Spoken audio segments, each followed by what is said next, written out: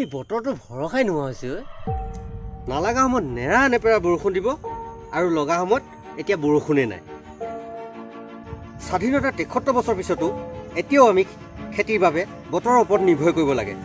কি লগা নলগা কথা কৈ আছাহে জয়ৰাম? আছে ৰবাহে বহুত ক'বলগীয়া। মোৰো তোমাক ক'বলগীয়া আছে, চ' তোমাক বিচাৰি আহিছোঁ। অঁ হয় নেকি? হয়, বাৰু তোমাৰ ক'বলগীয়াখিনিকে আগতে কোৱাচোন। চৰকাৰে খেতিয়কৰ উন্নতিৰ কথা কেৱল ভাষণতে ফুলকাৰি পায়, কিন্তু খেতিয়কৰ সমস্যাসমূহ সমাধানত বিশেষ গুৰুত্ব নিদিয়ে। এই কাৰণেইতো আমি সংগঠন খুলিছোঁ, তোমালোকৰ দৰে খেতিয়ক আৰু সাধাৰণ মানুহৰ হৈ মাত মাতিব। ভালেই কৰিছা।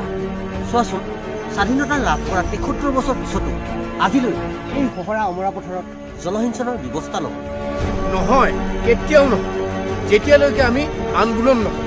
আন্দোলন আন্দোলন নকৰালৈকে চৰকাৰে কোনো কথাতে গুৰুত্ব নিদিয়ে। দিব।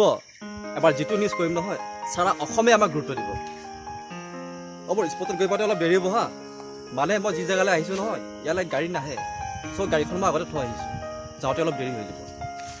ৰাস্তাৰ কথা আৰু নক'বা আৰু বুজিছা। নিউজ কৰি আছোঁ, বাট এতিয়ালৈকে জনপ্ৰতিনিধিৰ খবৰে নাই। উপায় নাই আৰু বুজিছা। আছে, উপায় আছে আমাৰ হাতত। কি?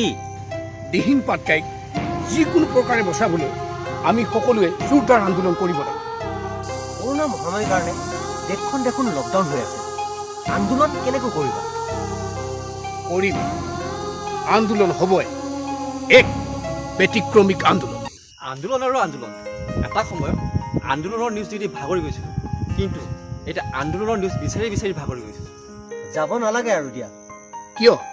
সৌজন আমাৰ এৰিয়াৰ সাংবাদিকজন এইফালে আহি আছে। ভালেই হ'ব দিয়া, অহাকালি আমাৰ আন্দোলনৰ নিউজটো দিবলৈ তেওঁকেই ক'ব লাগিব। অঁ ক'ৰবালৈ যোৱা?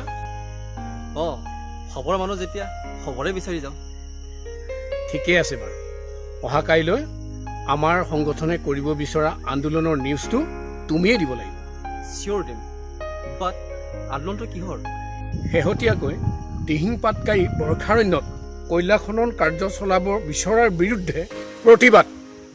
ভেৰি গুড ডিচিশ্যন লৈছে আপোনালোকে। জৈৱ বৈচিত্ৰ্যৰে ভৰপূৰ এনেকুৱা এখন বৰ্ষাৰণ্য চকুৰ সন্মুখতে ধ্বংস হৈ যাব দিব নোৱাৰি নহয়। তাকেই ভাৰতবৰ্ষত বিলুপ্ত প্ৰায় বহু জীৱ জন্তু, চৰাই চিৰিকটিৰ উপৰিও বিভিন্ন প্ৰজাতিৰ গছ গছনি এই বৰ্ষাৰণ্যত দেখিবলৈ পোৱা যায়। তাৰ উপৰিও 38.7% বিশুদ্ধ অক্সিজেন উৎপন্নকাৰী এনেকুৱা এখন বৰ্ষাৰণ্য ধ্বংস কৰাৰ পাছত আকৌ তেনেকুৱা এখন বৰ্ষাৰণ্য সৃষ্টি কৰিবলৈ মানুহৰ সামৰ্থ্য নাই। সেয়েহে এই ধ্বংস কাৰ্য প্ৰতিৰোধ কৰিবলৈ এক ব্যতিক্ৰমধৰ্মী আন্দোলনৰ কাৰ্যসূচী গ্ৰহণ কৰিছে। আমিও ব্যতিক্ৰমধৰ্মী নিউজে বিচাৰিব, তেতিয়াহে আমাৰ নিউজ আৰু চেনেলটো টিআৰপি পায়। ঠিক আছে, মই যাওঁ। বৰ্তমান উপস্থিত আছোঁ অসম শিক্ষক সংগঠনৰ প্ৰতিবাদস্থলীত।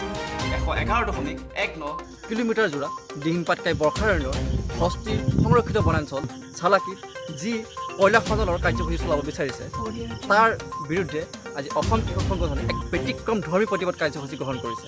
মই কেমেৰা পাৰ্চন লক্ষ্যক দেখাবলৈ অনুৰোধ কৰিছোঁ অসম কৃষক সংগঠনৰ ব্যতিক্ৰমধৰ্মী প্ৰতিবাদ কাৰ্যসূচীৰ কিছু দৃশ্য।